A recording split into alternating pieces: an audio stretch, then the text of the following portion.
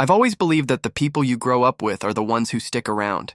That no matter how life shifts, jobs, cities, relationships, real friendship doesn't dissolve. I guess that's why it hit so hard when I found out my best friend Evan was getting married, and I wasn't invited. Evan and I had been friends since 4th grade. We built forts in each other's backyards, rode bikes through our sleepy neighborhood, and navigated the brutal minefield that is middle school together. We even went to the same college, different majors, same campus, same couch in the dorm lobby we claimed as ours.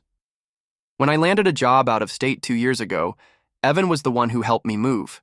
He lifted boxes, ordered pizza for everyone, and wrote me a cheesy, "Don't forget us when you're a hotshot" card. We texted weekly. We sent each other memes and dumb voice notes. We even had a long-standing Friday night video call ritual for catching up and trash-talking each other's fantasy football picks. Then around 6 months ago, he started canceling those calls. At first, I brushed it off. Life gets busy. People get slammed with work or plans. But the missed calls became routine. My texts started getting shorter replies, sometimes delayed for days. I told myself I was being paranoid. He was probably just juggling too much. What really stung was hearing, through a mutual friend, not Evan himself, that he was engaged. I blinked at the message. "Did you hear? Evan and Claire are getting married in August, finally made it official." I sat there staring at my screen like it had personally slapped me. Claire was great. I liked her. She'd been around for a couple of years. We got along fine. Nothing deep, but I always thought she appreciated how close Evan and I were. I figured I'd get a call soon. "Hey man, sorry I forgot to tell you, been crazy, let's talk." That call never came. Weeks went by. I tried to be understanding. Maybe they were keeping it small. Maybe it was just family. But I saw the pictures on social media. Bachelor party photos with half our old college group. Engagement shots on a boat with a dozen smiling faces I recognized. Still, I said nothing. I didn't want to be the guy who makes it about himself. Then, about a month before the wedding date, I got an email from Claire. Subject, final guest list, plus meal choices. I opened it thinking it was spam at first, then froze. It was a spreadsheet, attached to a mass email. Dozens of names, color-coded by table, vegan, chicken, beef, gluten-free. Plus a note, reply by Friday. It was clearly not meant for me. My name wasn't even on the list. But I recognized every single person, college roommates, high school friends, even Jake, the guy Evan once called a walking disappointment. And I wasn't on there. I don't know what prompted her to accidentally include me. Maybe my name autofilled. Maybe she forgot which Ben she meant to send it to. But that spreadsheet felt like a punch in the chest. I stared at it for an hour, scrolling through table arrangements like some kind of twisted yearbook. Then I did something I didn't expect of myself. I replied, just one line. "Looks like this wasn't meant for me. Don't worry, no hard feelings." Claire never responded, but a week later I got a call. It wasn't from Evan, it was from Claire's number. And the voice that answered wasn't hers. It was her older brother, and he was panicking. The voice on the other end of the line was frantic. "Ben, this is Matt, Claire's brother. I know this is weird, but I need to talk to you. Now." It took me a second to connect the dots. We'd met a few times at parties. He seemed like a chill guy, maybe a little aloof. But hearing his voice now, shaky and rushed, was unsettling. "I'm guessing you got the wedding guest list by mistake," he said. "That's actually why I'm calling." "Yeah," I said, keeping my tone even. Figured I wasn't meant to see that. "No worries." "No worries? Dude, are you serious? You should be pissed." That caught me off guard. I mean, I was confused, but why are you the one calling me about this? He sighed heavily. "Look, I'm not supposed to say anything, but I don't like the way this is going down. Claire's keeping secrets, and so is Evan. You deserve to know the truth." That phrase, "you deserve to know the truth," immediately made me sit up straighter. What truth? There was a long pause, then a low sigh. Claire didn't want you at the wedding, Matt said. She told Evan that your energy didn't fit her vision, that you were too close, too involved in his life, that you wouldn't let go of the past. I blinked, stunned into silence. She said you were the kind of guy who would show up in Converse and make a speech that makes people cry. Said she didn't want anything unpredictable, said you'd make it about you. That was such a specific and absurd picture that I almost laughed. But the truth is, it hit deep. I'd always considered myself Evan's sounding board. His ride or die. Never once did I think someone saw me as a threat to his relationship. Evan agreed to that? I asked finally. That's the thing, Matt said. I don't think he really did. He pushed back, a lot. But she wore him down, told him it was just the guest list and that the wedding was about them, not anyone else. He was miserable about it. I saw it. My throat tightened. I hated that Evan didn't fight harder, or worse, that he just folded. Why are you telling me this now? I asked. Day before the wedding?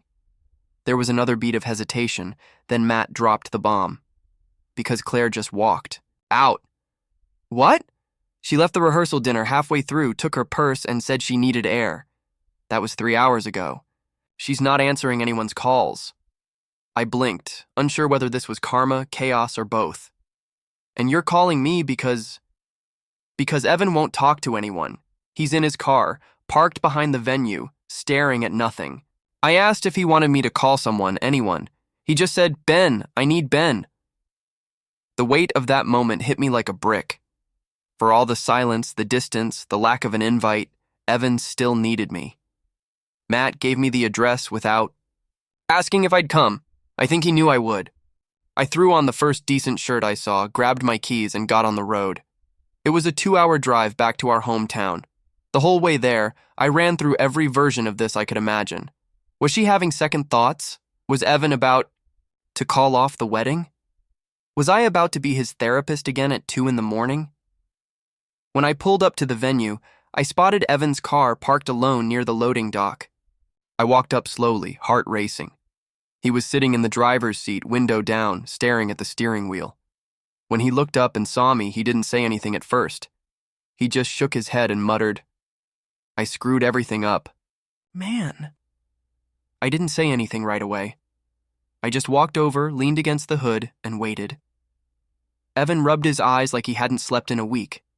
His suit jacket was crumpled in the back seat, and his tie was draped over the rearview mirror, like a white flag. I didn't know she sent that list to you, he said. But maybe it's good you saw it. I swallowed a knot in my throat.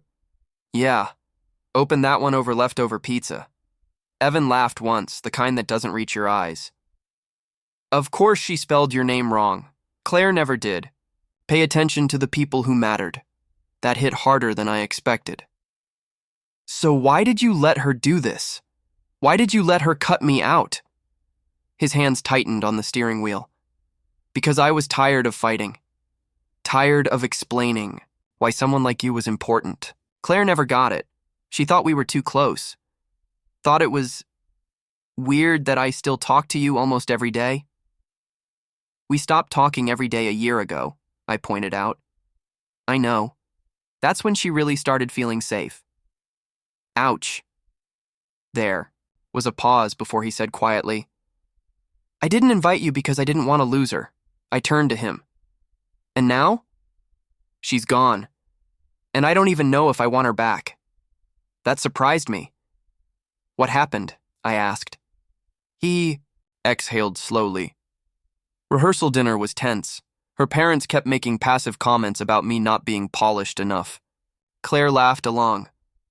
My mom was sitting there humiliated, and Claire didn't say a word.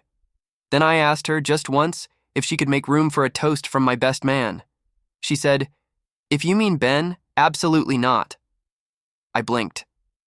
I was your best man? I never took you off the list, man. Not in my heart. I kept that speech in my pocket. I hoped somehow she'd come around. She didn't. He turned his face toward the night sky, eyes red. So I stood up, told her this wasn't right, that if she couldn't accept the people who got me here, she didn't really want me. She stared at me like I was an idiot and said, You're going to ruin everything. Then she walked out. I let out a long breath. And you still want to marry her? He didn't answer. Eventually I asked, what do you need from me right now? He looked over, and this time his eyes were glassy. I don't know. But you're here. That's more than anyone else has done tonight. We sat in silence after that, for a long while. Eventually, Evan started the car. I think I'm going to talk to her in the morning, but not to convince her to come back to say goodbye. The next morning I waited, half expecting Evan to text saying he'd changed his mind, that he'd gone through with the wedding after all. Instead, I got a photo. It was a folded napkin on a hotel room desk. Written in pen were just 6 words. Thanks for not giving up, Ben. No signature. But I knew it was him. A few hours later, my phone buzzed again. This time it was a message from Claire. I know Evan came to you. I figured he would. For what it's worth, I'm sorry you got caught in the middle. You're a good friend, just not my kind of friend. We wanted different lives. He finally saw that. She blocked me right after. That. I didn't even get a chance to respond. I didn't try to reach her again. What was the point? A week passed. Then 2. Then Evan showed up on my doorstep. He looked lighter. Still tired, but like the weight he'd been carrying had finally been set down. You serious about that roommate offer? He asked. I grinned. As long as you're okay with my fridge always being half empty and my socks mysteriously disappearing. I used to think Claire was the only person who really knew me, he said, walking in. But I think I just wanted that to be true. We didn't talk about the wedding much after that, not directly. But over time, stories came out. Claire had gotten everything she wanted. The dress, the venue, the curated guest list. But she'd missed the one person who mattered most. And Evan? He started rebuilding. Not just his life, but his sense of self. Of worth. He found a new job. Signed up for improv classes. He was terrible, by the way. And eventually started dating again. Someone who didn't flinch when he brought up people from his past. Someone who encouraged his friendships, not buried them. The day he moved into his own apartment, he left me a note on the counter. Thanks for holding space for me, even when I tried to erase you. I kept that note, because sometimes the best kind of closure doesn't come with slamming, doors, or perfect speeches. Sometimes it's just knowing you mattered, even when you weren't on the guest list.